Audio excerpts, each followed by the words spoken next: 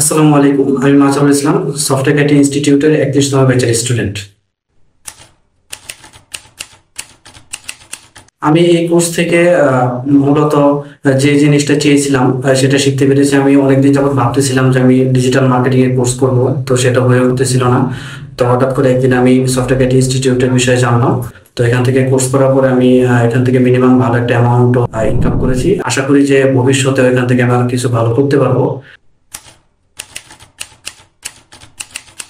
আসলে এই কোর্সটা পরিবর্তন বলতে অনেকটাই পরিবর্তন নিয়ে এসেছে। যেমন আমি আগে কোনো বিবিএ যখন কমপ্লিট করেছি, তারপরে কোনো কাজ ছিল না বা কোনো জব পাচ্ছিলাম না। তো আমি ফ্রিল্যান্সিং এ ঢোকার পরে, ডিজিটাল মার্কেটিং এ আসার পরে, সফটওয়্যার আইটি থেকে কোর্স করার পরে একটা কর্মসংস্থান তৈরি হয়েছে এবং আমি আমার কর্মসংস্থান থেকে ভালো একটা ইনকাম করতে পারতেছি, পরিবারকেও একটা ভালো ফিডব্যাক দিতে পারছি। আসলে পার্থক্য বলতে অনেকটাই এখানে আছে। যেমন প্রথম দিন আমি আসলে কিছুই জানতাম না বা কিছুই করতে পারতাম না, একদম নিউ ছিলাম। শুধু ধরতে গেলে কম্পিউটার সাধারণভাবে চালাতে পারতাম, এতটুকুই। কিন্তু আজকে আমাদের কোর্স শেষ পর্যন্ত আমি যতটুকু শিখেছি, আমার মনে হয় যে এর ভিতরে অনেকটুকুই তফাৎ আছে। এটা আমার জন্য বিশাল একটা পরিবর্তন এনেছে।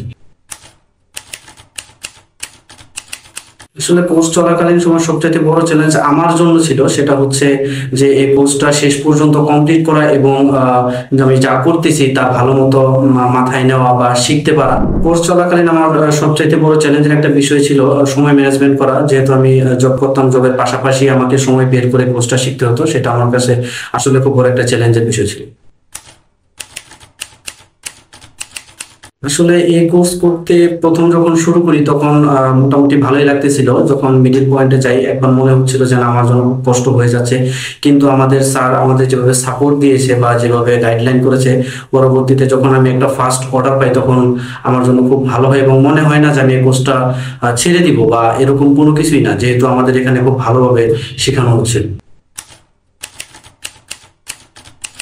আমাকে সবচাইতে বেশি মোটিভেট করার ভিতরে হচ্ছে আমার আম্মু ছিল। আব্বু তো বাইরে থাকে, আলাদা চাকরি করে, সেজন্য সে এই বিষয়টা কিছু জানতো না। যখন আমি কাজ করতাম বা কোনো কিছু না বুঝতাম, বলতাম যে আমি এটা করবো না বা ছেড়ে দেবো, তখন আম্মু আমাকে খুব ভালো একটা মোটিভেশন দিত যে না, তুমি এটা করো, এটার শেষ কি আছে, তুমি এটা ভালো মতো দেখো। আসলে আমি যখন কাজ করতে করতে ক্লান্ত হয়ে যেতাম বা নিজেকে প্রশ্ন করতাম যে আমি আসলে এটা পারবো না, তখন ওনারা আমাকে একটা শক্তি জোগাড় করতো যে তুমি এটা পারবে, তুমি এটা করো।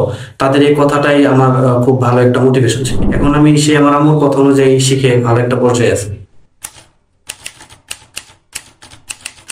আমাদের মেন্টর হৃদয় নীল স্যার খুবই ভালো একজন মানুষ এবং তার সম্পর্কে এক্সট্রা আলাদা করে কিছুই বলার নেই। সে আমাদের যতটুকু হেল্প করেছে বা যতটুকু সাপোর্ট দিয়েছে তা আমাদের আশানুরূপ অনেক বেশি। আমরা যতটুকু চেয়েছিলাম তার থেকে অনেক বেশি আমরা সাপোর্ট পেয়েছি। নতুনদের বিষয়ে বলার জন্য আমি একটা কথাই বলবো যে আপনারা নির্দ্বিধায় সফটওয়্যার আইটি ইনস্টিটিউটে চলে আসতে পারেন, কারণ এখানকার শেখানোর মডিউল বা কোর্স মডিউল, মেন্টর এবং আমাদের সিও স্যার যেভাবে আমাদেরকে শিক্ষাদান করে, এটা নতুনদের জন্য খুব ভালো একটা টার্নিং পয়েন্ট হতে পারে।